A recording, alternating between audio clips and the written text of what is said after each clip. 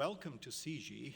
Before I get to the main act, as it were, speaking of welcome to CIGI, many of you who came in might have seen the buzz in our old building, the old Seagram building next door, and that's because tonight is when Shopify officially moves into that building and they're having their housewarming party.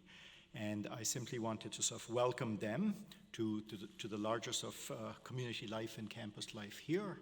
Looking forward to having them as our friends and neighbors, and very much looking forward to the very many things that they will bring to us, and stay tuned for that one as well.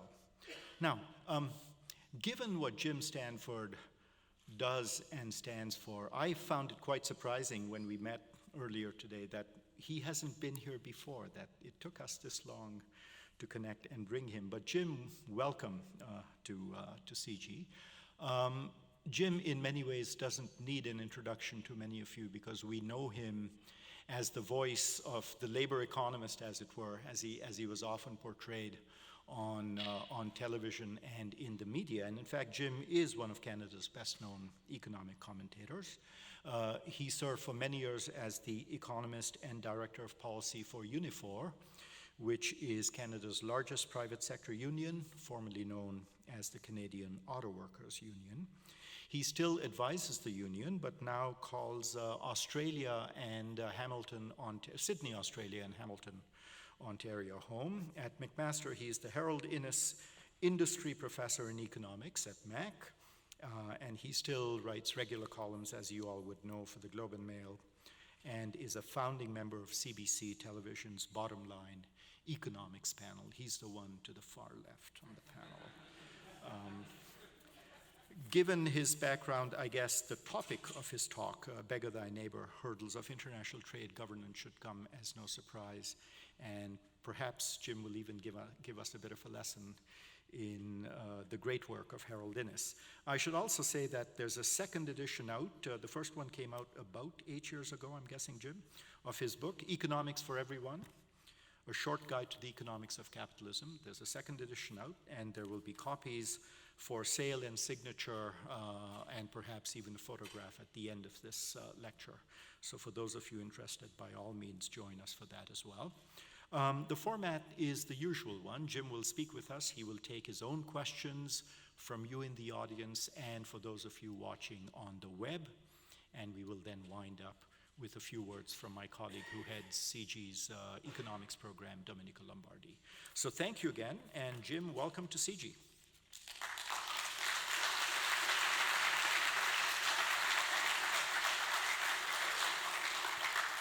All right, thank you so much, Rowanton. Thanks all of you for coming out on such a glorious late summer evening to listen to an economist.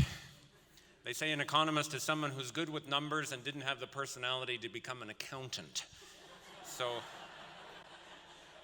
with that forewarning, if any of you want to leave and go to the patio across the street and have a drink, I won't be at all offended. But I'm really excited to come to CIGI for the first time, and thank you for the invitation. It's a fabulous building, a wonderful theater, and a tremendous group of people who are really helping to stir the pot in the policy world, including on international economic policy, which is what we're talking about tonight. So I'm very grateful for the invitation to join you, and thank you for coming along tonight.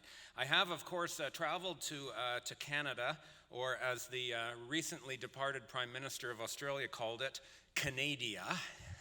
That was Mr. Tony Abbott who said that on his last visit, all the way from Australia, as I'm learning to pronounce the vernacular down there. And it's an exciting challenge for me to be based in Sydney and learn about Australian issues. And often they're shockingly similar. In fact, Rohanton mentioned Harold Innis, the famous Canadian economic historian who my position at McMaster is named after. And there should be a Australian Harold Innis because they have exactly the same history and the same trajectory, and then both the benefits and the downsides of the resource dependence and the boom times while they last. But we've been around that block a couple times in Canada, and the boom times don't always last. I grew up in Alberta, of course, in an oil family, and I do remember the bumper sticker in Calgary in about, 1986, I think. said, please God, let there be another oil boom, and I promise not to piss it all away this time, you know? And I think that bumper sticker, just replace oil with coal or iron ore, and that bumper sticker would be a popular seller in Straya. Another thing, of course, that the two countries have in common was these two guys. There's Mr. Abbott and Mr. Harper. They were a tag team for years. I think this was actually at a G20 meeting, if I'm not mistaken. This photo where they... Was it a G20 meeting? You guys are the G20 experts. There was a meeting in India. What? It had to be. Oh, it was APEC. Okay, yeah, there you go. Yeah, with shirts like that, you're right. Anyways,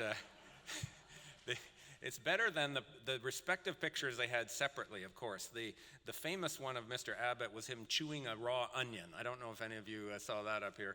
And of course, Mr. Harper had a few of his own, but they both departed. They've both been replaced by new prime ministers. And it's an exciting time to be in Australia, helping to share some of the lessons that we learned in Canada. Rohan, you very generously mentioned the book that's for sale outside. I always hasten to add, I don't get a cent from the sales of these books. I did something that is a crime against nature, according to neoclassical economics. I did something for love, not for money.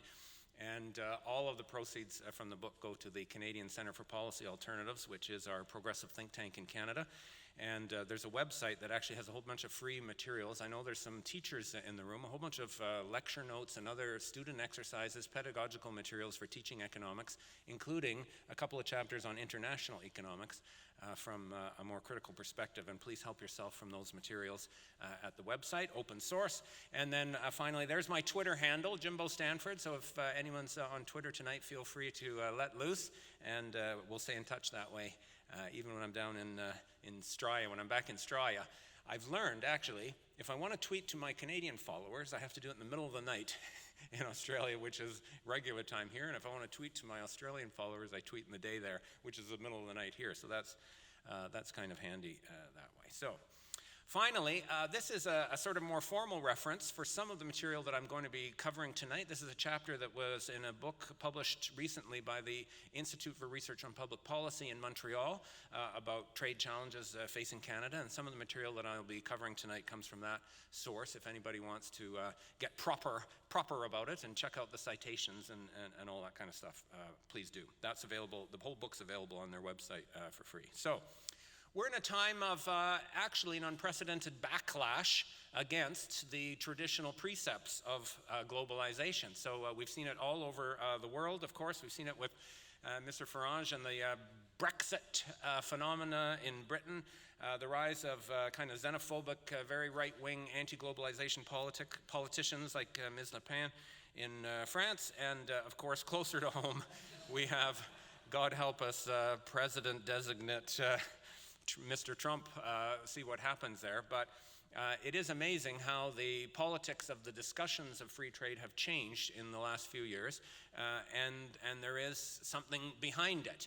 You obviously have politicians who are incredibly clever and effective at taking advantage of a public mood, but they wouldn't be successful if there wasn't a public mood for them to take advantage of and to misdirect in what I believe are very destructive, dangerous, xenophobic, and potentially catastrophic directions. But I don't think the response to this backlash is to pretend that the problem doesn't exist or that people are somehow misguided into thinking that globalization is bad, when in fact anyone who's taken Economics 101 at college knows that globalization is perfect, good, and mutually beneficial all of the time.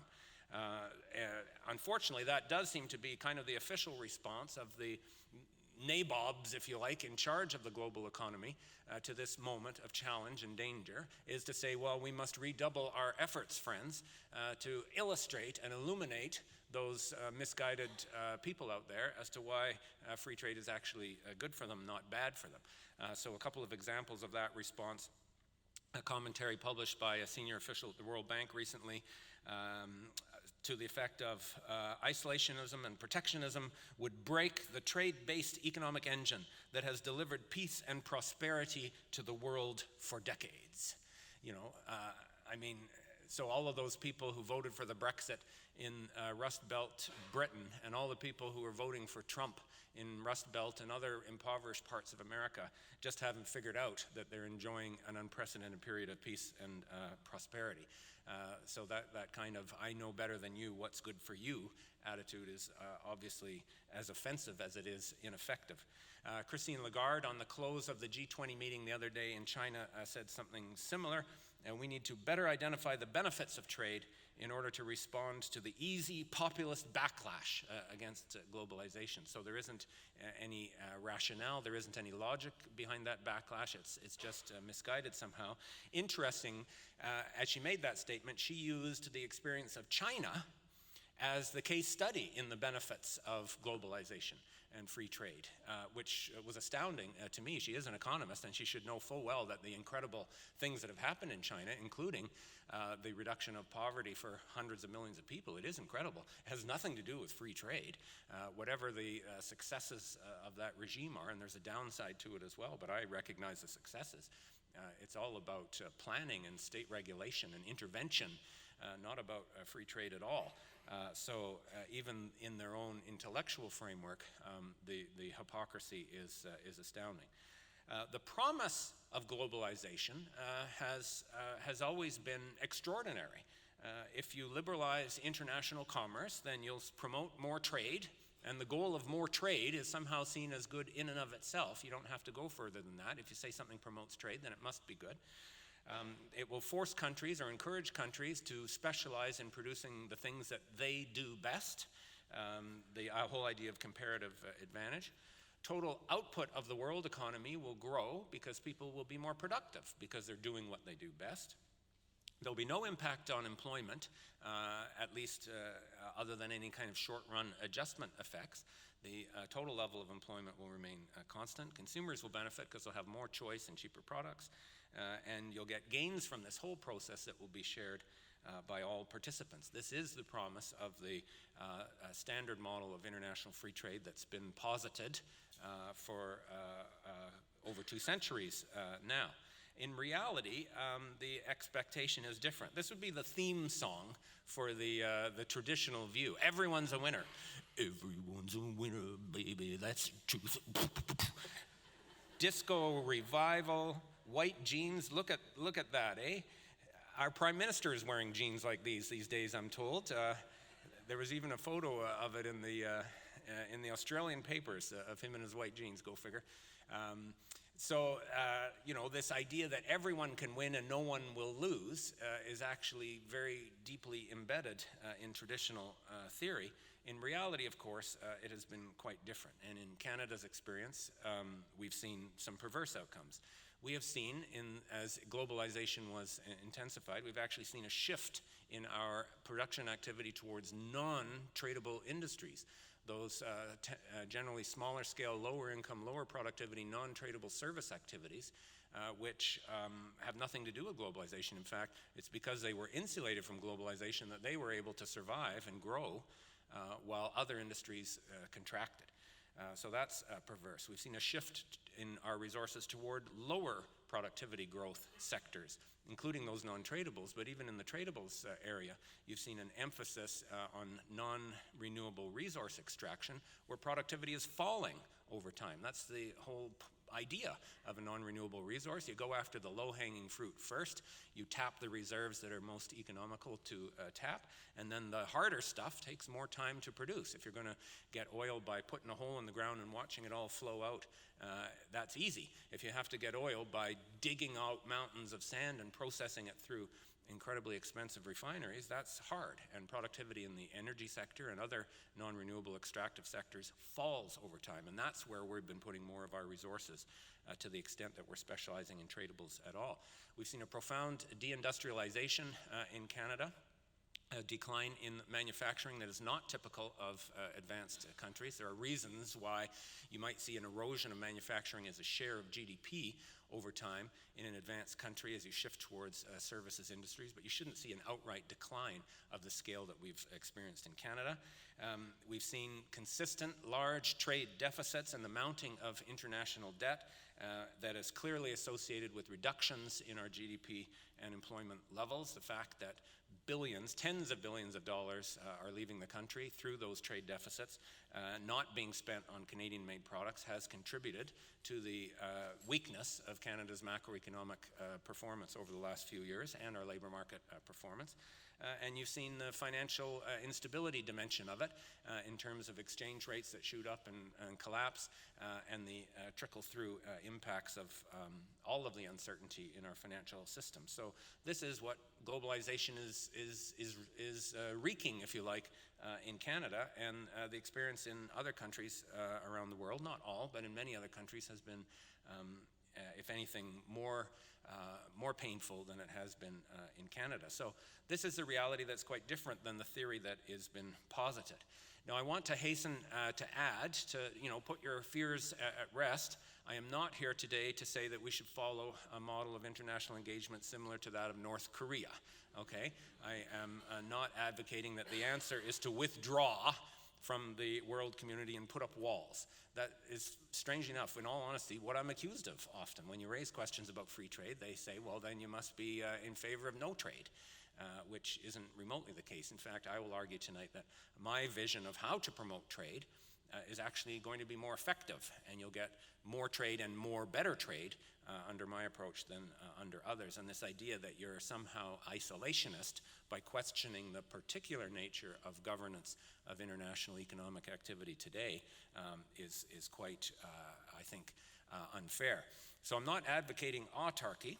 I accept that trade and foreign investment and the global exchange of ideas is essential to our prosperity, to how we learn about things, to how we meet people, to how we build a community in this globe, which we better well learn how to do quickly, or our problems are going to get much, much worse. That isn't isolationist at all. Economically, I recognize that the phenomenon of export-led growth, where exports can be an engine that leads other sectors along in a rather vibrant and self-sustaining path of expansion and job creation, can absolutely happen.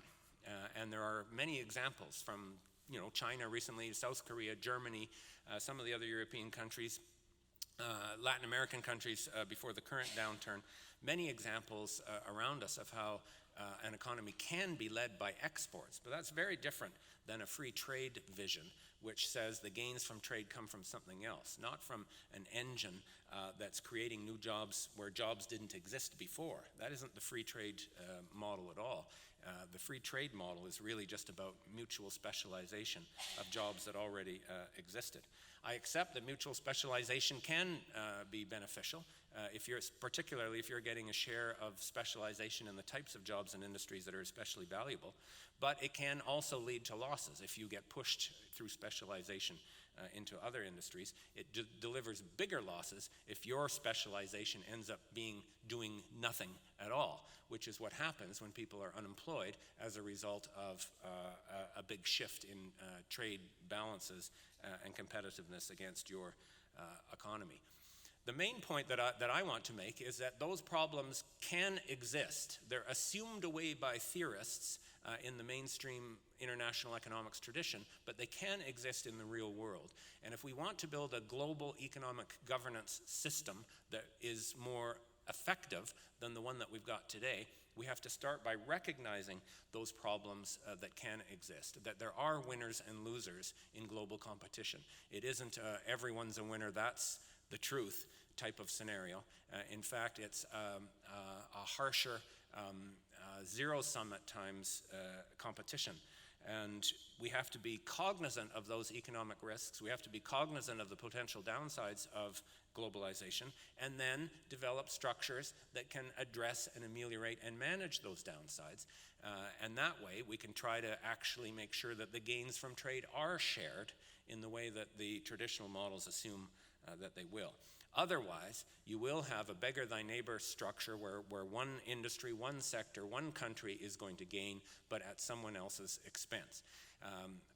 Holland and Germany and South Korea and China can benefit hugely from running consistent current account surpluses, that is, selling more to the rest of the world than they buy from them, equal to 5% or more of their GDP year after year after year.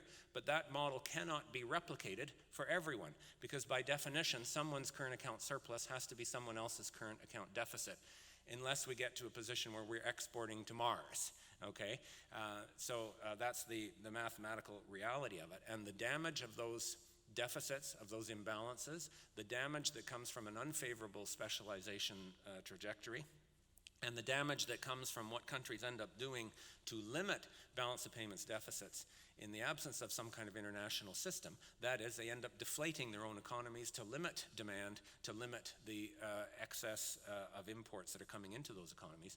That deflationary bias is one of the reasons why the global economy is in the state that it's in, which is growth that disappoints year after year after year after year. I think that a better approach would be for us to abandon the false assumptions, and I'll detail what some of those assumptions are that are built into current trade theory. The assumptions that would lead you to conclude that we shouldn't worry about this because everyone is going to benefit. Be realistic about those downsides, and then implement policies and governance structures that can address the downsides and try to make sure that the gains are shared. So the tradition of comparative advantage thinking, of course, goes back to David Ricardo. So we've gone back over 200 years now, who intervened in a famous debate in Britain about the Corn Laws, which in essence was a tariff in Britain on imported wheat and other grains. And he was of the view that those tariffs should be eliminated. Now, he wasn't really motivated by a pure sort of intellectual pursuit at the time. Like the other classical economists, his peers in that school of thought, he was motivated by rather a political goal. He was very enamored of the productive, innovative, thrifty role played by this new class of industrial capitalists that had emerged in Britain and a few other countries over the previous decades. He saw them as the force of dynamism and innovation and growth in the economy, unlike the previous elite of society, which was the landed gentry, who in their view did nothing other than live off the surplus that they collected semi-forcibly from those who produced the surplus in the rural areas and consumed it. Capitalists, on the other hand, collected a surplus, but they reinvested it as the engine of growth. So he was absolutely motivated by a desire to shift money away from the landlords towards the capitalists. And that political mandate or motivation led him to develop the theory of comparative advantage, where he argued that reducing the tariffs on imported foodstuffs, the immediate impact would be precisely to redistribute income from the landed gentry who collected extra rents because they were protected from competition by the tariffs against imported food, shift that wealth from them to the capitalists, who now would be able to pay less in wages because the cost of food to feed their workers just enough to keep their workers alive to come back the next day, those costs would be lower as a result of trade liberalization. And so he developed an entire theory to explain why this would benefit the country as a whole, in a way to put in context or perhaps disguise his political agenda, which was do something that helps the capitalists and hurts the landlords. Well, this idea of promoting free trade because it means that the foodstuffs that workers need to survive will be cheaper, and therefore it's good for the people who employ them, that idea is alive and well today. And by the way, it's just down the street. Okay, that's exactly what you see with the sort of Walmart world and the dollar store economy. The fact that free trade allows unfettered imports of generally low cost and often low quality consumer goods is a way to help keep the system going in an era where wage increases are slim to none, okay, but a way to kind of help working people survive in that type of environment is say, well, you can always get stuff really cheap down at Walmart. So in a way, Ricardo's idea, of course, is still with us, not just the technical theory of mutually beneficial trade, but also the political context in which that discussion happens. Well, comparative advantage theory, of course, has evolved a lot since David Ricardo brought it in. It evolved along with the parallel theory of value and distribution, which became known as neoclassical economics today.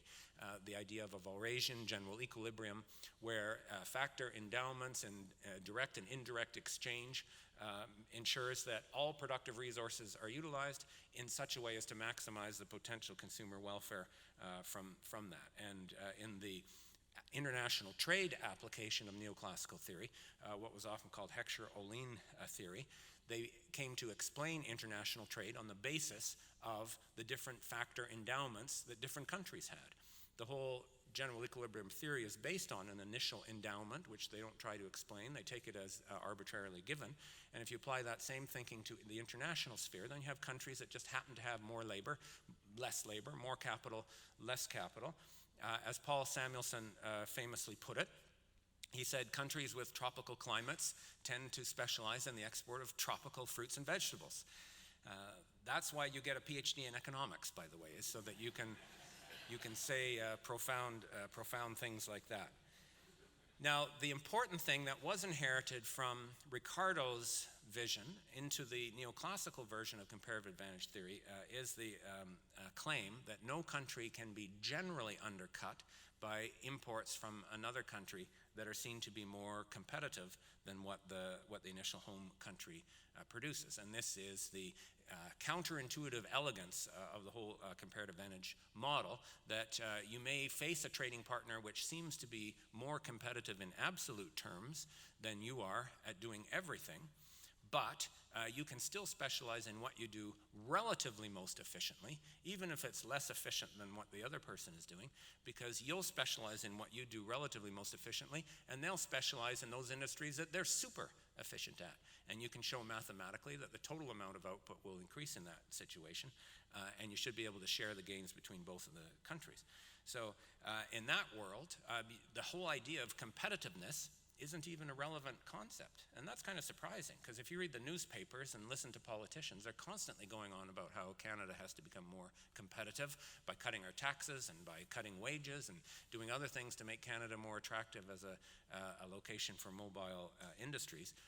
Yet in the pure theory that our economy is supposedly based on, competitiveness in a general sense is not a relevant concept at all. Every country is competitive by definition in this approach. So the famous example, of course, is trading textiles made in Britain for wine made in Portugal, or port fermented in Portugal. This was the original example that Ricardo used to show that even if the Portuguese did both things better, the UK would still be better to unilaterally liberalize its trade, and in particular those imports of food that he was interested in. So that vision of trade as being, I'll produce one thing, you'll produce something else, and our boats will cross, and we'll both be better off. The textiles for the port vision is still how economics is taught today. But in fact, modern free trade agreements, for the most part, have nothing to do with textiles and port and other menial forms of international trade. If you go to any of the trade agreements that have been signed, add up the number of pages that describe the elimination of tariffs on actual flows of products, and you've got under 10% of the total document. All the rest of the document is about all kinds of other things, such as patent laws around pharmaceutical products, for example. Interestingly enough, free trade agreements are aimed at strengthening patent laws and lengthening periods of patent protection, which is kind of ironic, isn't it? Because that's exactly the opposite of free trade. If you were truly interested in free trade, you would take away the patent and say, let's have competition in producing that. So, of course, some of the provisions around services industries trade in free trade agreements are all about enforcing a certain vision of deregulation on services industries in the same way that they're about enforcing a certain vision of patent protection on countries. Or, of course, you have the most bizarre phenomenon of all, of course, which is the investor-state arbitration system, where you get these parallel kangaroo courts being set up, where companies can sue governments for anything that is seen to arbitrarily affect the profitability of their investment in a foreign country, which suggests if you ever have a gripe against government, okay, don't go to the Toronto Star and get put in complaints or bother right to your cabinet minister. Form a corporation, okay, get a foreign partner, because your corporation has to be foreign registered, and then file an investor-state complaint against the government about how your material prospects have been hindered by a shift in policy. At the extreme, of course, the most dramatic events in the global economy have nothing to do with even services industries or patents or anything like that. They're all about the financial flows that dominate exchange markets and stock markets on the basis of speculation and an alternation between greed and fear in the minds of financial investors. So we had a situation where the collapse of some mortgages in Florida led to the collapse of the entire Icelandic economy. Oh, that's me. That's not the slides. Oh, there we go. Okay. Was it me all along? No? Oh, good. Okay. Phew. Because if it was me all along, a lot of those jokes just did not work. Okay. All right. The Icelandic economy collapsed because the Florida housing market went south. And I've often thought that if you had been visiting planet Earth from an alien civilization and watched this happen, where, an island in the middle of the cold North Atlantic imploded because of some bad house sales on the other side of the planet, you'd say, there is no intelligent life on this planet. Let's go back to where we came from. So the assumptions of the theory, I think we have to elucidate so that we understand exactly how far-fetched it is. An assumption of the neoclassical model of comparative advantage is that output of the whole system is always constrained only by the amount of factors, the supply of factors in the whole system. So the number of workers, the amount of capital, and the other productive resources will always be fully employed thanks to the assumed working of effective markets. So that's a supply-constrained economy, not a demand-constrained economy, and you'll have full employment both before and after the free trade agreement or the trade liberalization exercise. So in this regard, again, a politician who stands up and says this free trade agreement is going to create so many thousand jobs is not being consistent to their underlying principles, because in the true model, you were fully employed before and you were fully employed after. All that happened is that you've become more efficient in that work by specializing in what you do relatively best. Moreover, not only are you employed, but you were paid a fair, neutral wage that reflects your actual physical productivity before and after. So the idea of losing good jobs and ending up working at Tim Hortons, which is what has exactly happened in much of this part of the world under globalization, can't happen, because there's no such thing as a good job or a bad job. All jobs, given a certain level of skill and productivity, are paid the same. This is important. In both versions of the model, the Ricardian version and the neoclassical version, you have to assume that capital is not mobile between countries. Because if capital was mobile, then a country that had an absolute advantage in both textiles and port would become a magnet for capital that was imported from the other country to take advantage of that efficiency across the board. And in fact, that is what happens in many cases today, given capital mobility, which has been a key goal of the trade agreements. And the flip side of the coin of assuming that there's no capital mobility is assuming that trade will be balanced. So anything that's imported has to be matched by something that you export, because that's the only way that you can pay for it. You can't pay for it by importing capital in the form of debt to pay for an ongoing deficit. Finally, the assumption is that the value of the trade agreement will be reflected in the value of national output. In other words, we're talking about a country, and formally in the models, this is the assumption of a representative household, whereby consumer preferences and consumer choices are modeled as if the whole country was one family, okay, and we share the benefits. So certain parts of the economy will produce more, certain parts may produce less. On a net basis, it has to produce more because you have everyone still working and they're working more efficiently. Therefore, the family is better off. So if I look at these assumptions, this is very ironic for me as someone who comes from the left of the spectrum. Okay, this is a model designed to explain and rationalize a sort of extreme pro-capitalist model of how the international economy should be run. Yet the starting assumptions of this model look a lot like a vision of utopian socialism, okay? You've got full employment, everyone's guaranteed a job, everyone's paid fairly and equally. Capital has to stay in Canada, it can't go to Mexico, it has to be invested here. We have to export as much as we import. We can't have big trade deficits like the ones that we experience. And what's more, we're going to share equally everything that's produced in society within this representative household. So I say, give me those assumptions, and I'm all for the trade agreement, okay, if that's actually how it unfolded. The implications of the theory, as I mentioned, competitiveness is not an issue. Every nation is competitive by definition. Comparative advantage in general is just something that's given, Okay, tropical countries are just naturally good at producing tropical fruits and vegetables. Energy-rich countries are just naturally good at digging energy out of the ground and selling it to other people. And some countries are especially good at producing technology-intensive, high-value products that they sell to the rest of the world and make a killing. So of course, there's nothing static about comparative advantage and how it actually is experienced. Even the idea of comparative advantage doesn't make sense in a world where you have chronic unemployment and where competitiveness does matter. But even where you are good at competing as a country, that changes over time based on how the economy evolves, based on the advantage that you create, not that you were given, but the advantage that you create through a winner-loser competitive battle to innovate products, to produce them at effective, appealing prices, and to sell them to the rest of the world. Trade liberalization will enhance total global output and therefore should create the possibility for everyone to be better off.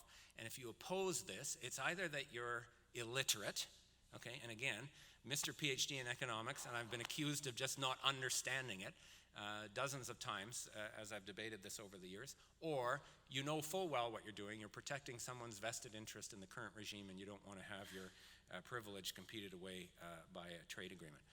The policy strategy that comes out of it is exactly the policy strategy that we've been following in Canada and internationally for the last 30 years.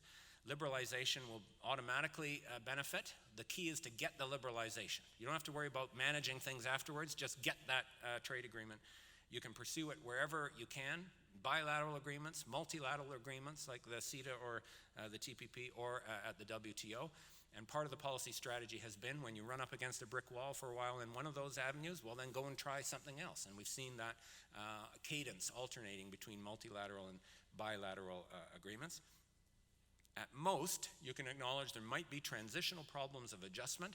If the economy is going to specialize in another industry, then you're going to have to move people over to work in that industry. And that's where you get the emphasis on retraining and mobility assistance for displaced workers. That is usually talked about but never done, okay, certainly in the Canadian experience, other than the dairy farmers and the TPP. That was the first time I saw the government put serious money on the table around transition assistance for a trade-affected industry, and that, of course, had everything to do with which ridings the dairy farmers live in, okay, in the lead up to an election, and they lost the election anyway. So other than that, they talk about transition assistance a lot, don't deliver it, but even if they did deliver it, it wouldn't do the trick, because the sorts of problems I'm talking about are not transition problems. They're not short-run adjustment problems. They are the loss, in a permanent sense, of economic opportunity that comes because you have integrated your economy in a situation where across the board, or at least across much of the board,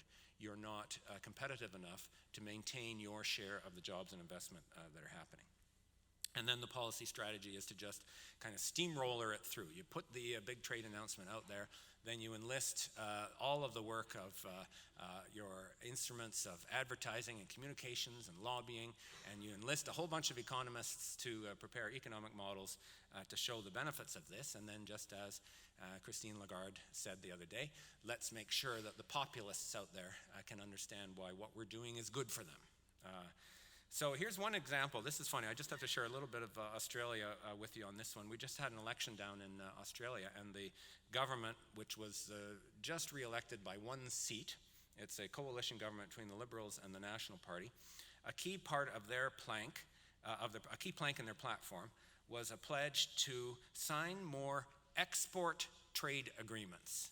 Okay, this is the terminology in their platform, because they've just signed free trade agreements with China, Korea, and Japan, and they pledged that we'll get the economy going. I know the economy is not doing well in Australia, but we'll get it going by doing even more export trade agreements, which was interesting to me, because they're not calling it free trade agreements anymore. They must have sniffed the same sort of populist backlash that we've been talking about. But to call it an export trade agreement instead of a free trade agreement is hilarious, because of course there is another side to the trade agreements. There's also an import side to the trade agreements, and in Australia's case, like Canada's, the free trade agreements have led to far stronger growth in imports than in exports. The other thing I loved was how they used this picture, which to me looks like a show from a picture from The Bachelor, you know, the Australian version of The Bachelor. I mean, look at this hunky guy that they've got there. And there actually is a marriage reality show in Australia called Farmer Needs a Wife, believe it or not. Farmer Needs a Wife, okay, where they get some guy who honestly looks like this. It might even be from the show, I'm not sure, with his avocados there.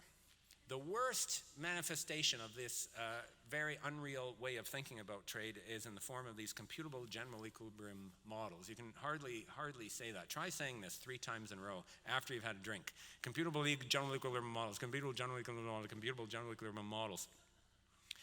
These get all kinds of press coverage and all kinds of attention, and the politicians hold up the study and slap it down on the table with great authority. A computable general equilibrium model, I did one for my PhD, so I sort of know a little bit about them, is simply a numerical simulation model of the Walrasian general equilibrium system that underpins that whole vision of trade. And what they do is they specify an equation with real numbers for each relationship that is modeled within that system. The numbers attached don't necessarily have any bearing on reality. It's even one step more surreal than econometrics, which is using statistics to analyze real-world empirical data. In a CGE model, they just pick numbers out of the air that happen to sort of mimic what you see from the real economy. Then you impose the same solutions on the model as you needed in the theory about full employment, fair pricing for all factors of production, the representative household, balanced trade, and so on. And then you run the model to show what the alleged gains from free trade are going to be.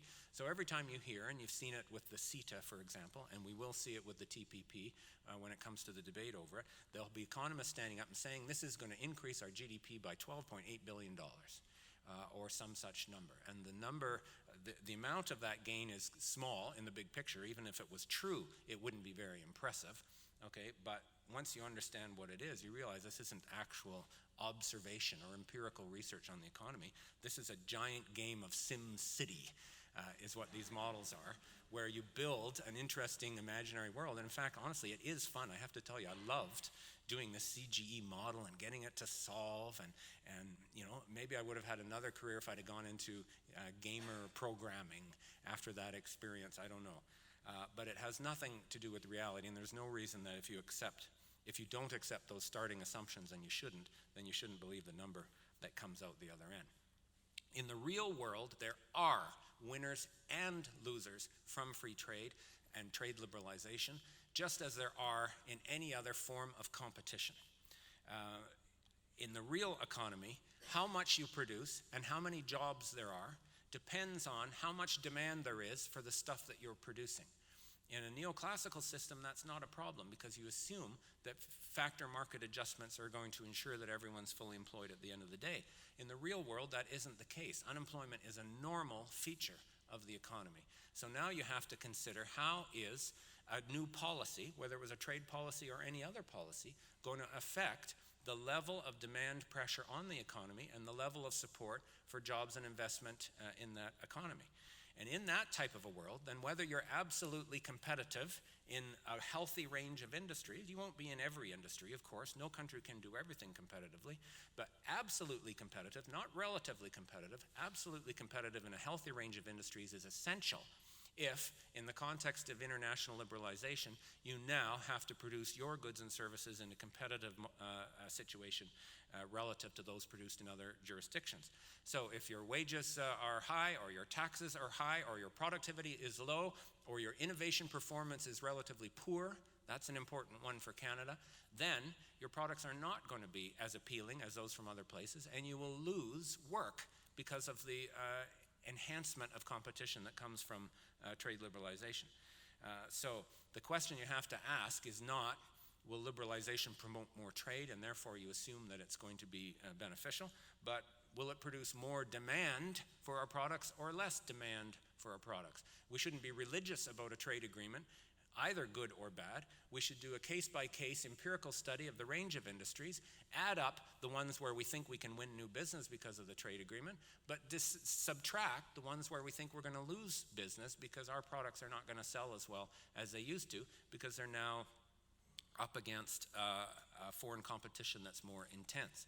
We always do the former. Every time a trade agreement is up for grabs, there's a whole lineup of industries that go down to Ottawa and say, these are the new markets we're going to get. I think this is a great idea. But no one ever counts up the losses, probably because they're unduly influenced by an economic outlook, which assumes the losses don't exist in the first place. So you have to ask, are we going to get more exports or more imports? You can't assume that they're going to be the same. And you have to ask, are we going to get more investment coming into Canada than is leaving Canada? And you can't assume that those will be the same either. So on page 306 of Economics for Everyone, the book which is conveniently for sale outside in the lobby after this event, which I don't make a cent from, okay?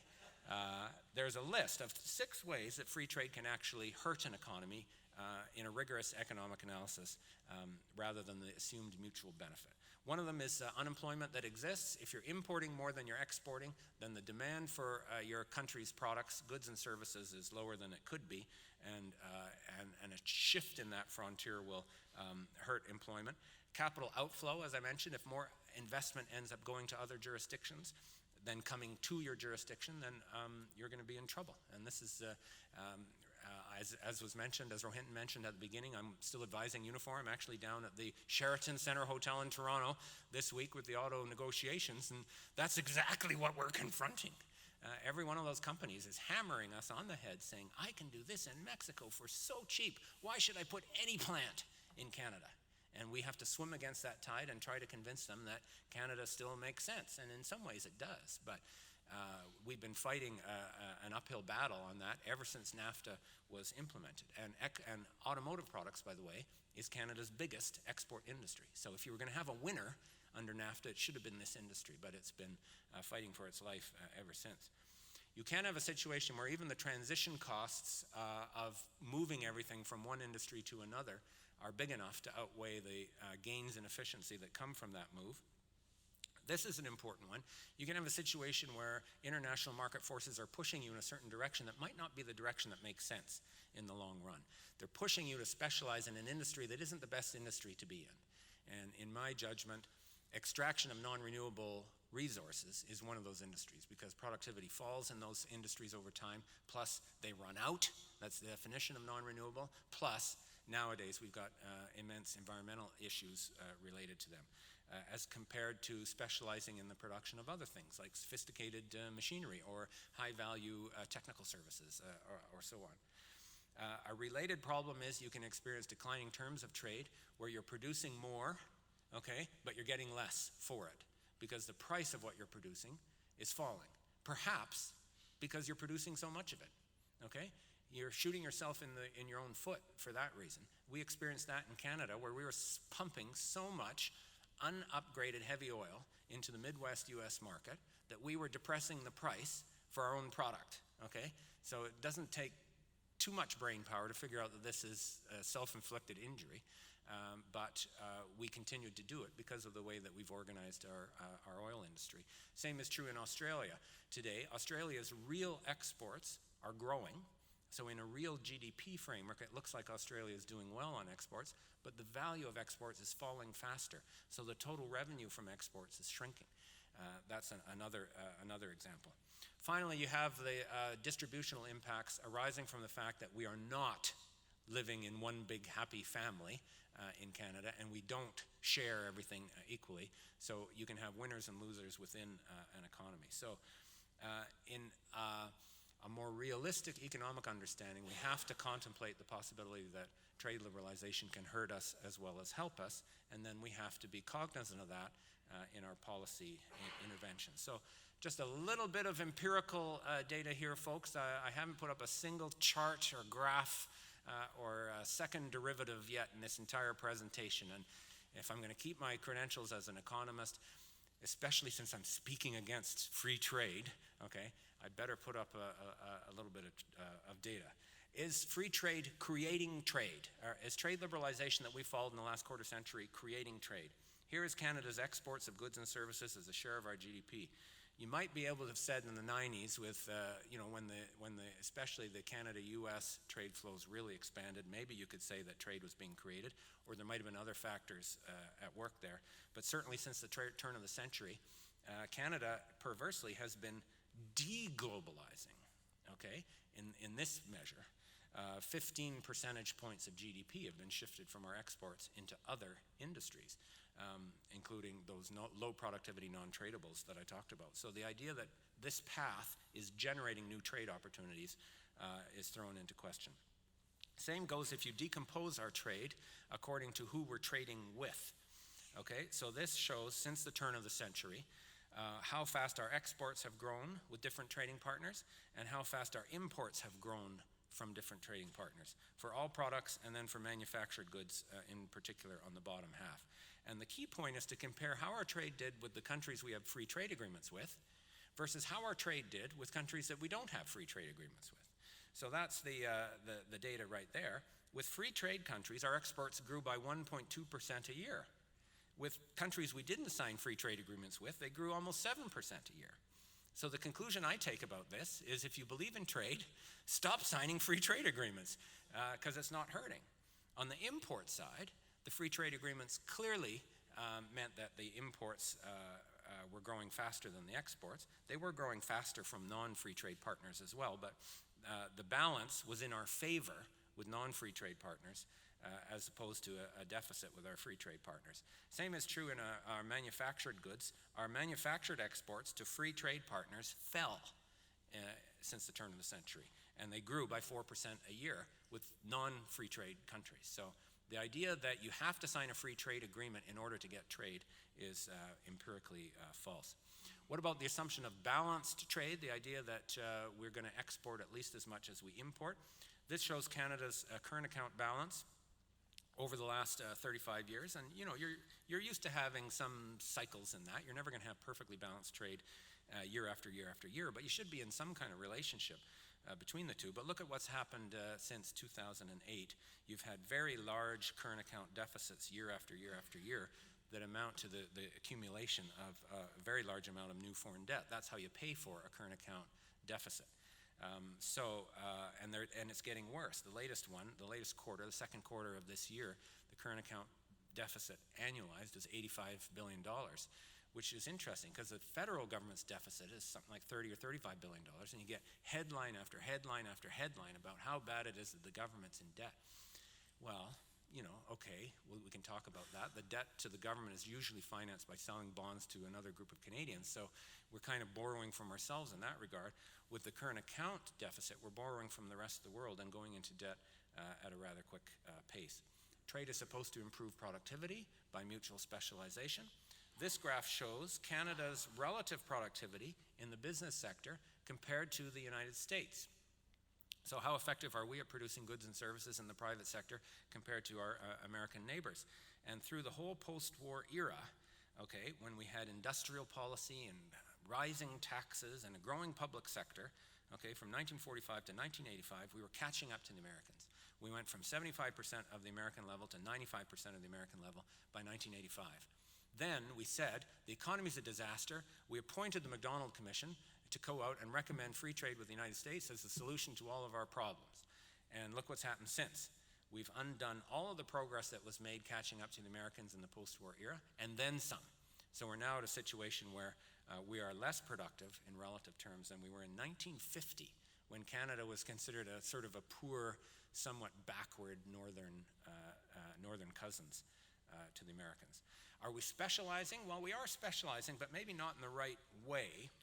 This breaks down our exports into two broad categories, what we call primary sectors, which is resource-dependent industries, and then value-added sectors, including automotive, aerospace, machinery and equipment, and so on, where there's more technology and added value in the work. And the value-added sectors did very well in the first decades of free trade, say up to about the turn of the century. They stagnated since then, at least until the last year or so, whereas the resources were kind of taking over. And there is a clear indication that Canada became much more dependent on resource extraction and exports. That's where free trade and comparative advantage thinking was taking us. And as I mentioned, that may not be the best place.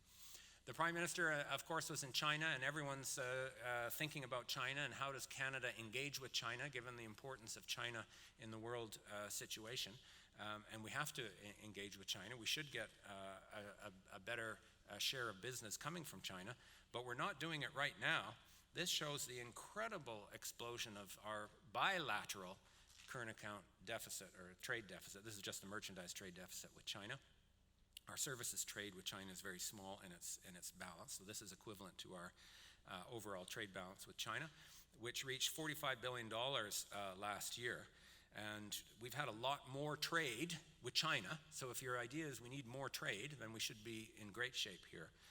The problem is most of our trade with China is imports from China, and our exports to China have been very, very modest. And that deficit itself, which is over half of the total current account deficit that Canada experiences today, works out to the loss of about 125,000 jobs. If we were producing just that balance, that imbalance, if we were producing that amount in Canada instead of this one-way flow of imports, we would have 125,000 more jobs. That doesn't mean unemployment is solved in Canada, but it's a significant chunk of it, and it clearly, whatever the rationale for how this trade unfolded, it clearly didn't have to do with benefits to Canada. So we cannot deny that in the real world economy that we look at, every individual country tries to increase its exports at the expense of others, generate an export surplus, and to, when they need to, limit the flow of imports by deflating domestic demand. And that situation, that's a beggar thy neighbor situation, where one country is trying to succeed at the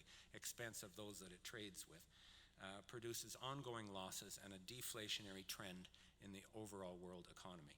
And I think the first step should be for us to recognize that this is a problem. We cannot go to the Rust Belt areas of England and America and Canada and tell people everything works. Stop complaining. The first step in any 12-step recovery program is to admit that you have a problem. And I think that international trade economists have to admit that we have a problem, okay? That there is a downside to trade, that we have to understand where it came from, and then develop the policy mechanisms to address it. And in my vision, if we're going to sustain globalization in the sense of increased global interactions, as opposed to what globalization has come to symbolize today, we can't just go out and sign a bunch more free trade agreements, which has been the knee-jerk policy response. We need to reform the model of international trade governance, recognize that gains from trade are not automatic and mutual. We have to put limits on each country's ability to succeed at the expense of its neighbors by generating huge and ongoing trade surpluses of the sort that we've seen from Germany and China and South Korea and so on.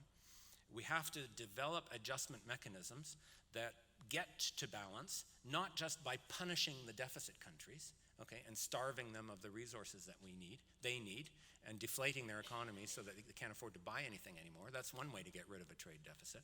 But that imparts a deflationary tendency to the whole global system. We have to put some burden of adjustment on the surplus countries as well. And then we need a global macroeconomic strategy that's emphasized around stimulating growth. Individual countries can do that, but their ability to do that is limited by the leakages that result in a globalized network. So we need some kind of mechanisms at the international level to sustain overall demand and purchasing power. This is exactly where Keynes was headed when they first developed the post-war international economic infrastructure at the Bretton Woods meetings. Keynes proposed the idea of an international clearing union, which was a kind of an international trade bank in a way, and it was related to his sort of parallel proposals for an international central bank, an idea which is also worth revisiting.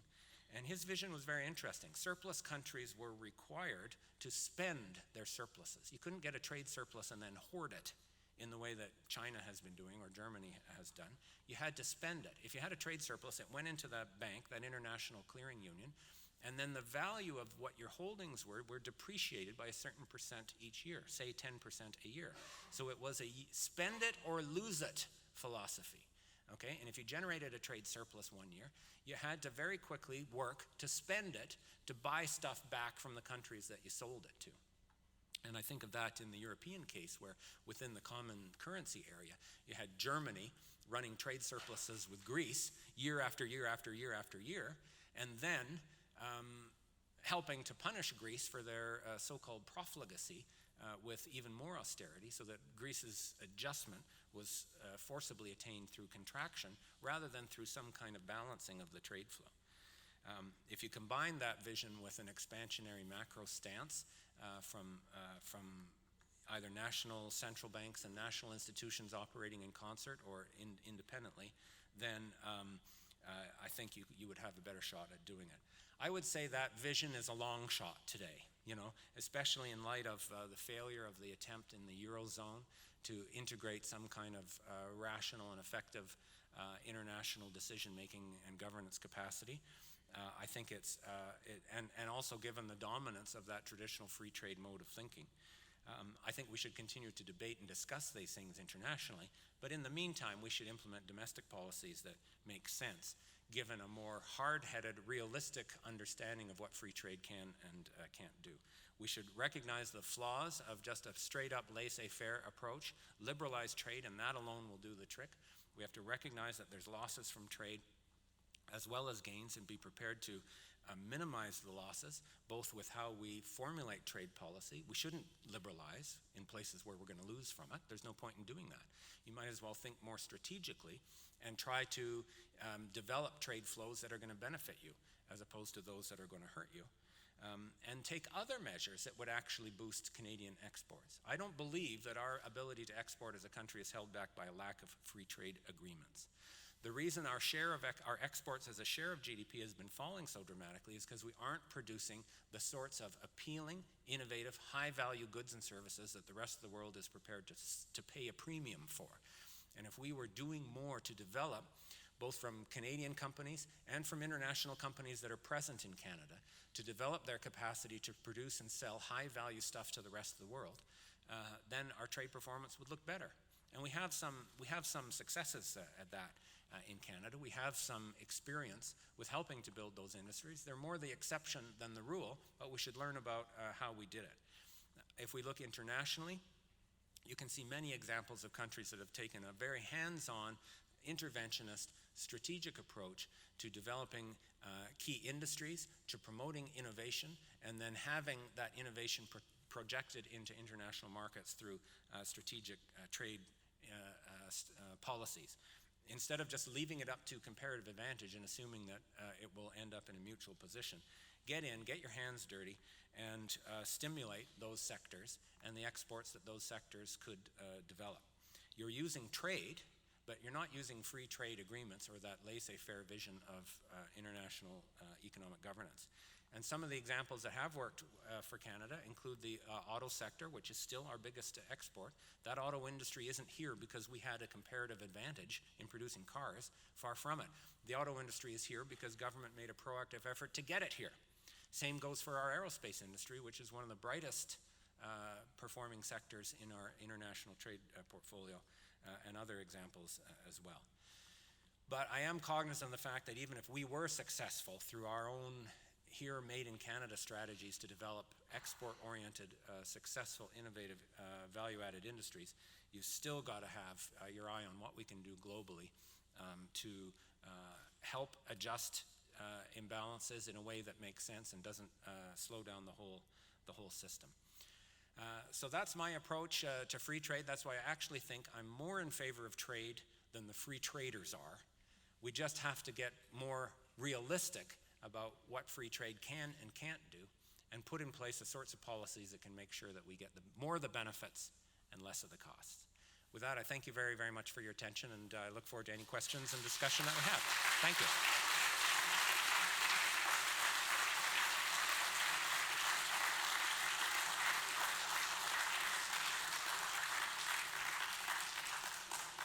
So there are a couple of microphones at the front on each side. If there's anyone that would like to come and ask a question or intervene on that presentation, please do so.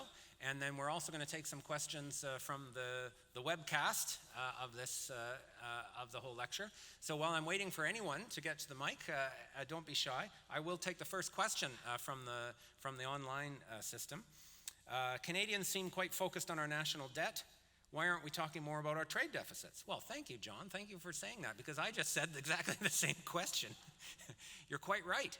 Our current account balance is twice as bad as our federal government's deficit, and I actually think it's more of a danger because it translates into international debt, which means an ongoing obligation to the rest of the world. Whereas government deficits, again, depending what they're used for, can actually be very, very productive at stimulating more activity right here in Canada. So I think we should focus more on trade deficits. We should pay probably more attention to them than we do to government deficits. Thank you. Anybody else? Anyone want to be brave and get to the mic?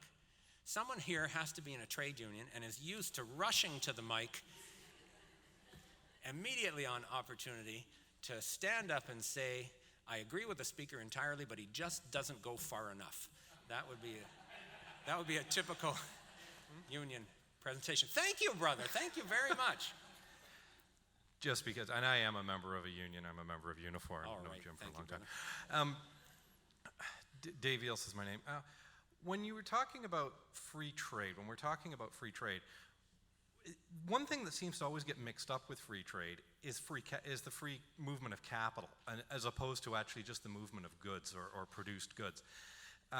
There's been stories in the paper over the past couple of weeks. Apple's a great example. You know, that they have all this billions and millions of dollars that apparently were made in Ireland that's an office and a broom closet with a sign above it kind of thing, where they don't actually employ anybody and don't do anything. How do we change the narrative that, you know, trade isn't the movement of just capital, as Kevin O'Leary likes to put it all the time? It really needs to be the actual manufactured goods.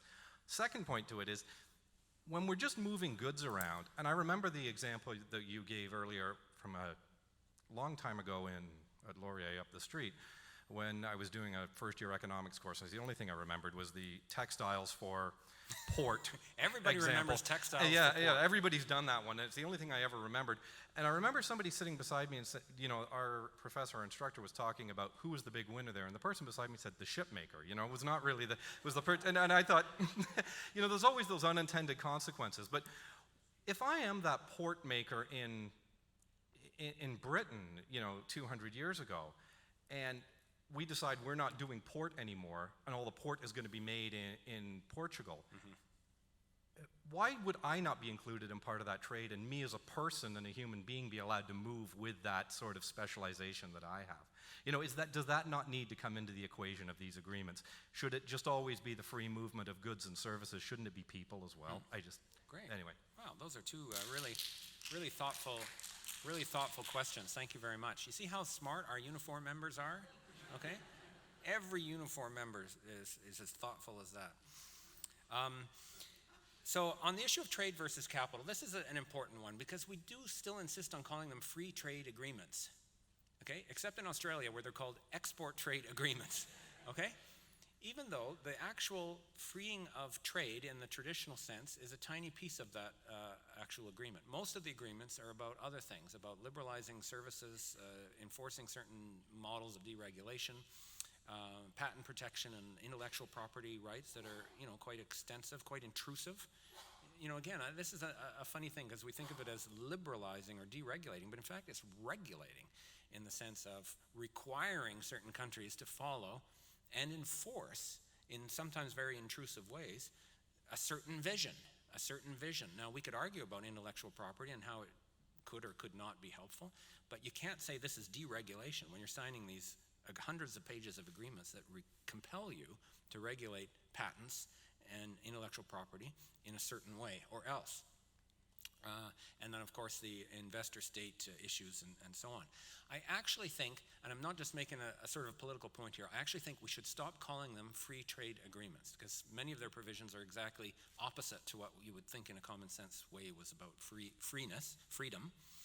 And at any rate, the part that is about trade in that traditional sense is quite small. I actually think a non-pejorative, more accurate term for them would be international business agreements. The purpose of these deals is to allow companies to do more business internationally, buying and selling their products, buying and selling services, placing investments in different countries, and having certainty and security and power when they do that. And I actually think that's a more accurate term for what it is. And of course, facilitating capital mobility is part of the plan. It's part of allowing those businesses to make the most of opportunities in other countries. And so you get these extraordinary protections and provisions. So you ask about the person in England who was making port. Now, I'm not sure there ever was a port industry in England, and if there was, I'm not sure I wanted to have drunk its product.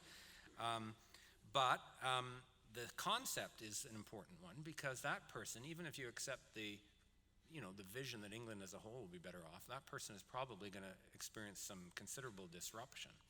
And in theory, they should immediately find a job in an industry that's more productive in textiles. But in practice, it never happens that way. There are costs of transition. And as I mentioned in my list, those transition costs can be significant and long-lasting. Would the problem be solved by allowing that person to move to Portugal, in a way? Is that what you were thinking? Like, follow the work and go to Portugal? I think that the freedom of movement of people is an important aspect of it, and it is, one of the things that's in a way most lamentable about the Brexit thing is all those people who were looking forward to working and living in another country, have lost that or would lose that. And I've done that. I've worked and lived in other countries. I'm doing it right now, and it is something that's important. And that's what I would consider the ideal of globalization to be, of interacting with the rest of the world. I do not think, though, that freeing labor would somehow put us on an even plane with capital, which has also been freed, okay? There's some people who make the argument that globalization would be fair, but only if you let workers follow the jobs instead of capital put their money wherever. The reality is, in our system, it is the investor who decides where the work is going to be. So in a way, free labor mobility gives the investor more power to do that, because they can put even more of their investment in that country before they encounter any kind of labor supply constraint on what they're doing. And if investment mobility was motivated, as it sometimes is, by regressive or even repressive social and human rights and environmental rules, then the fact that people could be allowed to follow the investment to those places would actually make matters worse, in a way, not necessarily better, at least from a systemic perspective. A good example of this would be the United States, where within the Union, of course, investment is free to go from one state to another. You have a difference on the labor law front between half of the country that is right-to-work laws, where unions are effectively prohibited, and half the country which has a system similar to Canada for its unions. And there has been a migration of investment over the last 30 years towards those right-to-work states. In America, of course, people can follow the jobs, and people have followed the jobs. So there has been a net migration from the north to the south in the United States, and not purely because of the climate. It is also because of the migration of work there. And, from an individual's perspective, maybe it makes sense to do that, but it has reinforced, if you like, the power of investors to take advantage of the jurisdictional arrangements that are the most suited to companies. So, two good questions and two verbose answers. Anybody else? Please. Sure. My name is Rick King. My affiliation is just interested bystander. Thanks for coming. One of your slides referenced John Maynard Keynes, and you seem to support the idea that some type of international clearing union of trade deficits and surpluses might help balance the trade between countries. Since these deficits and surpluses are generated by private companies generally, how would such a system like that work and still be able to maintain some type of capitalist freedom without excessive government intervention and telling investors and shareholders what to do with their hard-earned gains from trade when, if I sell lots of product to somebody, it forces me to behave in a certain way that I might not want to. You follow what I'm saying? Difficult articulating the question, but it just seemed like in order for that sort of system to work would require an excessive amount of government intervention that may not be in the long run beneficial. I think that's a really good question, and I obviously, I'd say, glossed over some of all of the details of how a system like that could actually be designed and implemented to work. And as we've learned the hard way with the euro, building these international institutions and building them in an effective and accountable and stabilizing way is very, very hard to do. CIGI, of course, has got some of the smartest minds in the world working on that, Dr. Helleiner and others looking at governance structures and how you build them. I couldn't, I think, add very much to the details of it. It certainly would require government intervention, though. That's clear. You'd have to have some kind of rationing, some kind of cap on the ability of businesses in one country to export on a net basis without limit to consumers in other countries. And that is the whole point. And you're right, those trade deficits that we see today are the result of success by individual companies in Germany or China or elsewhere in selling a huge volume of output to other markets. In the Chinese case, a good chunk of those exports are coming from companies that aren't Chinese, right? They're coming from companies that have invested in China to take advantage of the very favorable investment climate there. So you could attack it either on a sort of industry by industry basis. You could attack it on a macroeconomic basis in terms of rationing access to the currency itself that is required to balance the international payments. That's where Keynes was going at. One example that we have, one experience we had in Canada with this was the Auto Pact, the Canada-US Auto Pact, which was implemented in '95 and then thrown out as a result of a WTO decision in 2001. The Auto Pact was a system that within one industry put limits on the size of a surplus or deficit that could be encountered because it required the individual companies that were participating in this liberalized automotive trade between Canada and the United States. It required them, even within their own company, to maintain a certain balance of trade, so that in the Canadian case they had to be producing roughly as much in Canada as they were selling here. That is equivalent to a kind of a limitation on trade imbalances, and that's why the WTO threw the thing out. So it would require quite a change in mindset for sure, but I think the current system, which says industries and companies and entire countries can run up as much surplus as they can to support their own successful activity at home with no accountability to the countries where they're selling that product, I don't think is sustainable in the long run. I'm going to go to another question online, and then I'll come to my friend at the mic. You mentioned lengthening patent protection. What is your feeling about copyright length? Should protection over cultural materials be globally or nationally regulated? Wow, now that's a very thoughtful question. I have to confess I haven't thought a lot about cultural protections and cultural patents. I tend to think that the national approach makes sense because you're going to have reasons why you want to promote national culture or even subnational culture because of the particular identities and histories and so on that you have. Now I understand with digital media and so on, some of those things are just inherently going to become more global in nature, but I would like to see us continue to protect or even expand our ability to support Canadian cultural production. Same would go for information and media production. That would be my view, but I'll confess I'm not an expert on that. I'll go to the next mic, please. Good evening. It's very, very nice to be here. My name is James Van Slyke, and I'm retired. My question comes from a lecture I heard in Montreal at McGill about 1970. And the professor was mentioning that what we're really doing in North America is issuing IOUs and importing a standard of living from countries that are less developed, have lower wages and that type of thing. So it was not a trade agreement, it was more or less free trade, but it was working against us. I'm thinking of China, how we built up these big deficits. And in Canada, we get the US dollars, and that's the IOU we issue, and we get the goods coming back. What would your comment be with respect to that? Mm-hmm.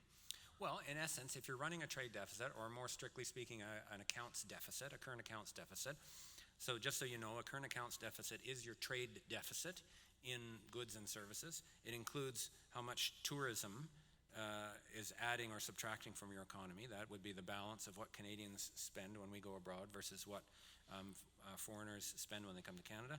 And then also investment income. Add up all of those flows on current income that's generated is more coming into the country than leaving it. The only way you can have a situation where you have a deficit, that is more money leaving than coming in, is if you are accumulating IOUs to the rest of the world. So in one way or another, a trade deficit is reflected in an accumulation of debt internationally. And that has been a big feature of Canada's experience over the last 8 years or so. Sooner or later, you have to, you know, if not pay it back, you have to reduce the burden of that international debt relative to your economy. And without an international governance system that promotes a more balanced adjustment, the only way for you to do that is to forcibly stop buying stuff from the rest of the world. And that usually is the type of thing that occurs in a balance of payments crisis, or a collapse in the value of your currency, or a deep, deep recession that restores balance by reducing domestic demand. This is part of the story of what happened in the United States in 2008, 2009. You had several years where the Americans were running up a huge current account deficit, financed by IOUs from the rest of the world, and eventually that was not sustainable. So that wasn't the only reason, but it was clearly a contributing factor to the decline. And again, in reference to the very first question that we looked at, it is something we should be concerned about in Canada with growing international indebtedness. Next question. Stephen Fisher, I'm a teacher from Stratford, Ontario. Surely someone's going to ask you about the TPP sooner or later, so I won't. Oh. Hey, I think that's cheating. I will ask, though, we have a new prime minister. He's young, he's idealistic. He wears white jeans. And he wears white jeans. And I'm wondering, you move in circles where you would know people who know him. You may even have met him yourself. What is... I may have even had a selfie with him. Well, maybe. I'm wondering your early impressions. What do you think he knows about economics and trade? Oh, wow. Well, I don't know exactly what he knows about economics, but I'm pretty sure his political success has not much to do with what he knows about economics, but what he knows about emotions and symbolism and connecting with people. He's done that very effectively. And, you know, some of the things that this new government has done are, I think, very open-minded and very encouraging. They have helped to change the mindset about fiscal austerity, clearly, by, first of all, making it a pledge to run a deficit during the election. When's the last time that happened? But then explaining effectively why that made sense. And they're absolutely right. If anything, the deficit should be bigger than they are, because we need more public investment and so on. So on this issue of trade governance and so on, it's hard to read where this government is at. You know, they make a big point of boasting that they believe in free trade, and they kind of throw that out uncritically. This government is working hard to try to salvage what they can of the CETA with Europe. That may be a losing battle for them, given what's happened with the Brexit and everything else. This government has been cautious in their verbiage about the TPP, saying it was the previous government that signed it. Now they want to look at it carefully and decide what to do. I have a suspicion that might just be stalling, and if I were to make a prediction, unless they were pushed hard by public opinion, they would probably in the end come down in favor of going ahead with the TPP, although I'm increasingly convinced that's a moot point, given what's happened in the United States and elsewhere. I think the prospects for the TPP going much further are fairly dim, and I would say that's a good thing, because the TPP is very much on the NAFTA cookie-cutter model of what trade liberalization should be. So I'd say it's a moment of interesting contestability for this government in terms of their vision on trade policy and what to do about it. Anyone else? I think there's a question over here, please. Hi, my name is Lorenzo Janito from the University of Warwick, UK. Oh. Thanks a lot for the talk. I really enjoyed that. I was mainly wondering how did you view the role played by the strategies of deindustrialization and financialization from the 70s onwards?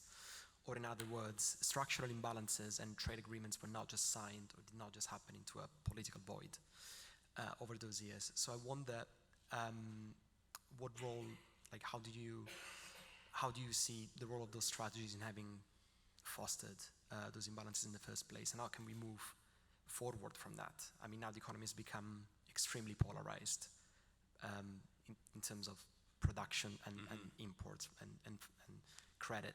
So how can we move onto a more balanced scenario given the extreme polarization of the economy at the current status? Wow. Thank you. You said deindustrialization and financialization. Okay. Thanks.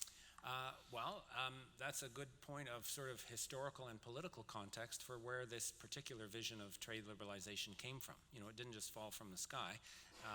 It was individual people with certain views on things and certain interests in things that negotiated this vision of international corporate governance.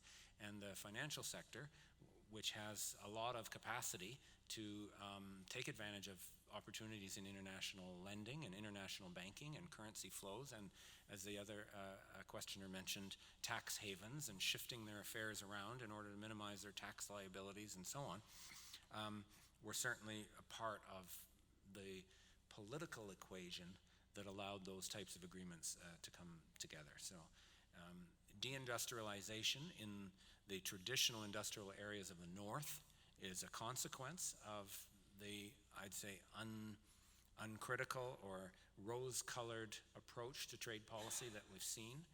And it created both the polarization that you're talking about, but also the political turmoil today that is that's being expressed in the Brexit and Trump and so on. My only regret as a lefty is that turmoil and that anger isn't coming out in what I would say it would be more constructive direction, which would be for a vision of an international economy, not an isolationist economy, an international economy that had job creation and balanced growth and mutuality at the center of it, rather than putting up walls. Although I understand that we are going to put up a wall if Trump wins. Is that the plan? Yeah. Okay. Thank you for that question. One over here. Hi. Hello. Dan Schumacher, concerned citizen. I'm thinking about the 33 million policymakers who make their own trade agreements, typically with regards to luxuries, and the responsibility that we have to our fellow citizens and to our planet. But that as a statement. So the 33 million is Canadians, you mean? Yes. Yes. Okay, I get you. Yeah. But I guess, having said that, the question I want to ask is, how would your presentation be different if every statement about the economy was prefaced or followed up by a complimentary statement about our ecology? Well, the first thing I can assure you is that the presentation would have been twice as long. But your point is quite right, that in every economic debate we have, and certainly every economic policy direction that we head in, we have to be thinking about the environment and the increasingly binding constraints that we face. I think, as I hinted, that what I'd see as a perverse specialization in resource extraction and export that Canada has followed, in part because of the laissez-faire approach to globalization that we've accepted, has been damaging environmentally. It is one of the reasons that our greenhouse gas emissions have risen, as much as they have, and are high per capita relative to other countries. Now, there's other ways in which this globalization can be harmful to the environment. One of them is about the issue of transportation. The joke was made earlier about the shipbuilder being the one who truly benefited. Well, there is an awful lot of back and forth, physical back and forth that goes on as a result of these so-called global supply chains, and the overexpansion, as it turns out, of the global shipping industry, which is a pollution haven, because there's no national authority that regulates pollution from the shipping lines and so on. And it is, if you took the shipping industry and treated it as a country, it would be the 6th or 7th largest single emitter of greenhouse gas gas pollution on the planet, which is astounding when you think about it. So that's another dimension to the problem. I'm not saying that globalization is the cause of environmental destruction. I think whether you're thinking globally or nationally, we have to be integrating ecological concerns and sustainability into every decision that we make. Thank you. Thank you. Do we have one on this side? Yeah, I'm going to be fair here. I'm going to go left, right, left, right. And by the way, Rohan, you said I'm the one on the extreme left of the bottom line panel. That depends on which side of the TV you're looking at, okay? I just wanted to clarify that. Okay. Hi, my name's Sebastian. I'm a student here at the Balsillie School. My question is, in your opinion, is our commitment to trade liberalization a product of an earnest belief that it's in the national interest, or is it a product of the state's long-standing tendency to reflect the interests of capital? And if it's the latter, what recourse does the public have to reverse or arrest the trend of liberalization? Wow. That's a great question. Well, the trade liberalization, as we've experienced, is certainly promoted as something that will benefit the whole national interest, but it is formulated and conceived and implemented in a political context, and it is a political context in which very powerful business forces are very much in favor of this idea. And I always find it amazing that people identify the national interest with the interest of national companies. You know, we've seen that in the TPP debate, for example, because some of the auto companies were concerned about what the TPP would do for the auto industry. There was two particular Canadian auto parts companies whose leaders, who happened to be connected to the Conservative Party, but whose leaders came out and publicly said, this will benefit my company by virtue of giving me the ability to invest in these places in Asia and elsewhere, and we should do it for that reason. But of course, what's good for a company is not necessarily good for the country. I think we've learned that. And my concern is not so much on the nationality of the company as on whether all the companies, Canadian-owned or foreign-owned, are doing enough business in Canada to support the jobs and investment and exports that we need. So you're quite right to do a bit of a power analysis of where do these ideas come from and who's really pushing them. And because I call them international business agreements rather than free trade agreements, the strongest core of support for them, not the only core of support, but the strongest core of support comes from business interests. There's no doubt about it. So you're quite right. Maybe, are we on our last question over here on the right side, or we got a couple more? Okay, very good. Please. Thank you very much for your presentation. I'm Anna. I graduated from London School of Economics with a master's degree in local economic development and moved to Canada and Waterloo recently. So my question came from the Canadian Prime Minister's visit in China for the G20 very recently. He met one of the most successful businessmen in China and agreed on sell Canadian products to Chinese customers. And interestingly, I read a news in CG website. Someone was questioning about something bad or illegal could be happen during the processing and the dispatching process. So finally, the customer may receive the fake products. So I'm curious to know if policymakers in economic sector pay full attention or work closely with the legal team about who will take the responsibility of monitoring and regulating the trade process, especially considering different countries have different legal system and different institutional arrangements. Thank you very much. Oh, that's a very interesting question. There is a lot of attention in trade agreements to the issues of copyright, product authenticity, brand protection, and so on. And some of the trade agreements have got, I think, increasingly far-reaching and in some ways intrusive rules whereby a country has to take responsibility for enforcing these things. Now the situation in China, of course, is probably pretty fluid in that regard. There's a lot of counterfeiting that goes on in China, but it goes on in a lot of places around the world.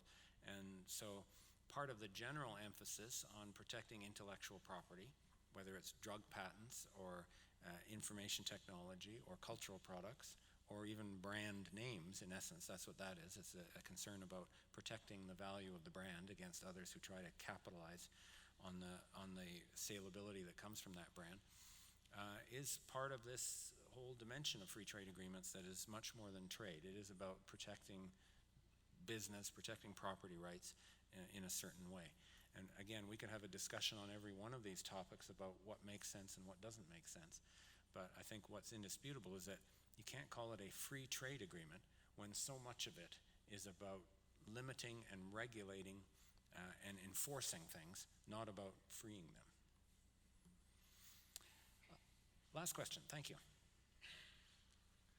Hello, Jim. I'm Sam. Nice to meet you Hi, in Sam. person. I've been following you with Steve Bacon for years, so Thank you. it's a continuation of previous question. So, is this liberalization system reversible somehow? Let's say if you tomorrow prime minister or something. So, what would you do, like practically, to save your uniform brothers? Is there concrete steps to do something? Sam, could you just come up here for a sec? Just come over here, because your question's very good. Yeah, just come up here up on the stage. Okay. Just come up on the stage. Thank you. Okay. So you're saying if I was prime minister tomorrow, what would I do?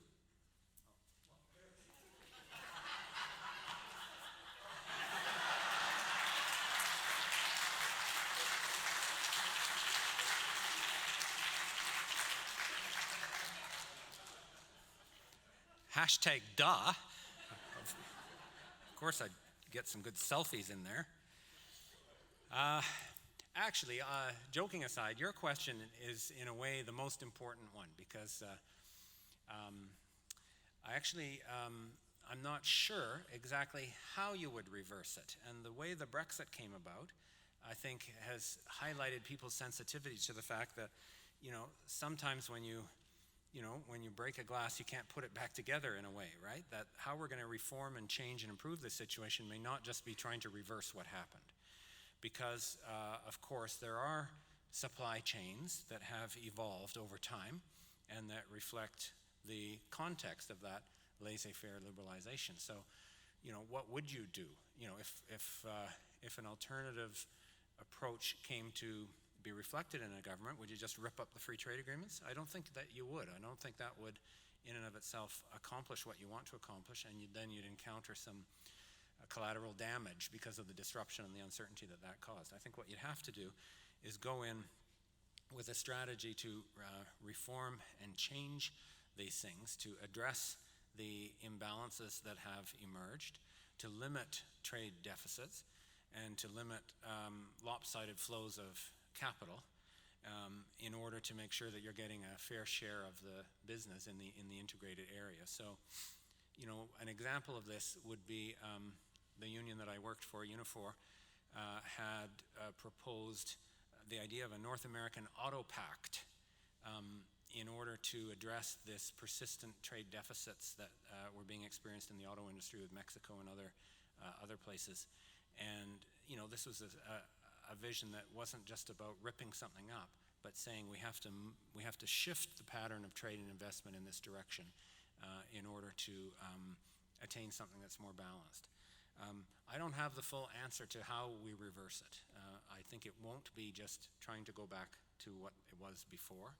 I think it will have to be trying to modify what's there now, motivated by principles that trade, not free trade, but trade and even foreign investment can be beneficial as long as you're doing it in a way where you have the capacity to manage those flows and processes to protect the public interest in all participants of it, because it doesn't happen automatically. That would be the takeaway from my talk tonight.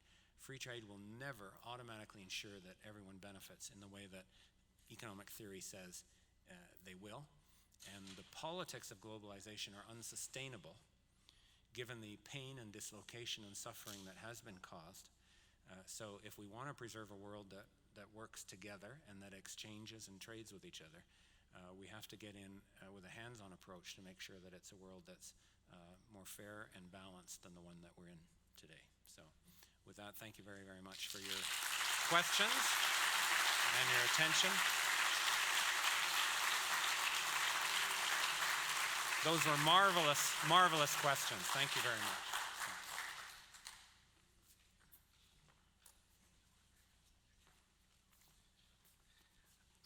Thank you, Jim. So, just want to share a couple of takeaways from the very refreshing lecture that Jim Stanford has given tonight at CIGI. The first is that, being in favor of trade, being in favor of an open world economy, doesn't mean to unequivocally and uncritically accept the free trade paradigm. And actually, the rising anti-globalization feelings embodied by those politicians that Jim was referring to, Le Pen in France, Farage in the UK, Trump in the United States, and many more around the world that maybe we don't know yet, are nurtured by those, especially PhD economists, who tend to portray international trade and globalization as a one-way bet, a one-way street, where essentially everybody benefits from, without actually recognizing the limits and the trade-offs as a basis for having, a more balanced discussion about also mitigating measures, as Jim has, I think, very clearly pointed out. And I would also add that it's difficult to talk about trade when the economy does well, when the world economy grows at a decent rate. It's even more difficult to talk about trade when the global economy doesn't do too well. And actually, as Madame Lagarde, the head of the IMF, has reminded us at Guangzhou in China just a few days ago, this is going to be the 5th consecutive year in which the world economy is growing below potential, below capacity. And most likely next year is going to be the 6th consecutive year in which, again, the world economy will be growing below capacity.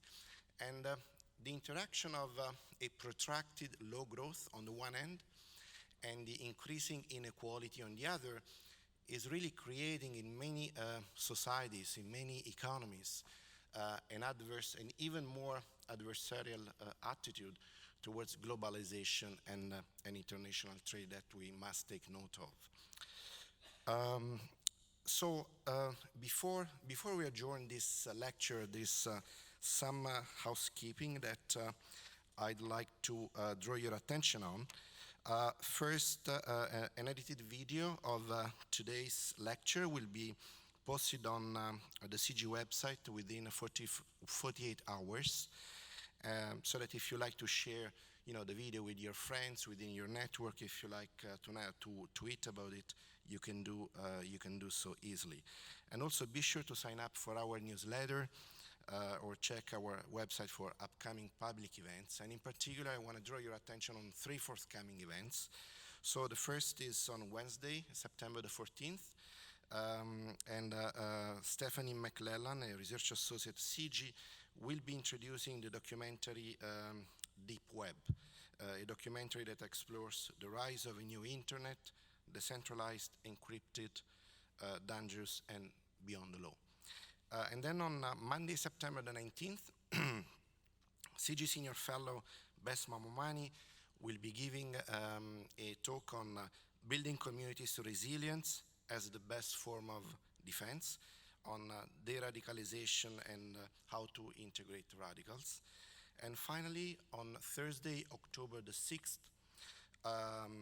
UW, the University of Waterloo, the Basile School, and CIGI present The World is Watching, Foreign Policy and the US Presidential Election. And we'll be having as a guest speaker Ambassador Derek Shearer. He's a former US ambassador to Finland. So be sure to register online at cgionline.org for the CIGI Events newsletter and to receive information on all our upcoming events. Thank you for joining us this evening, and have a safe journey home. Thank you.